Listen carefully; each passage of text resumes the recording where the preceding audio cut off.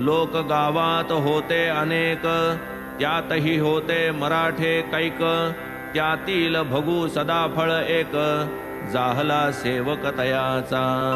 फकीर होता मोठा पढीक, कुराण शरीफ करतला मलक, स्वार्थी परमार्थी आणि भाविक, लागले अनेक तच्चरणी।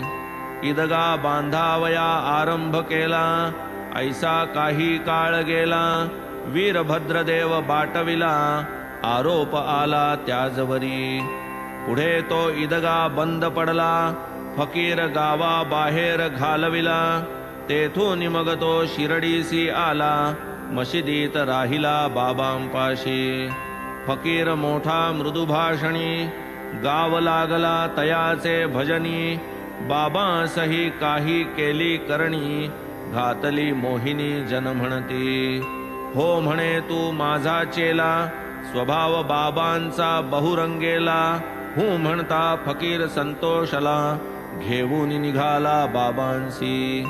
बाबांसारिखा शिष्य सधरू, जव्हार अल्ली जाहले गुरु, मग दोघांचा जाहला विचारू, रहिवास करू राहत्यात। गुरु नेणे शिष्याची कळा, शिष्य जाणे गुरुच्या अवकळा, परीन केव्हाही अनादर केला, स्वधर्म राखिला शिष्याचा।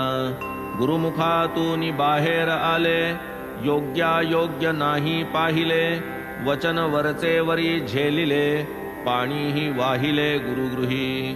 ऐसी चालली गुरुसेवा, शिरडीसी यावे केव्हा केव्हा, ऐसे होऊ लागले जेव्हा, काय मग तेव्हा जाहले। ऐसे वरचे वरी होऊ लागले, राहत्यासची राहू लागले, फारची फकीरा नादी भरले, वाटले अंतरले शिरडीला।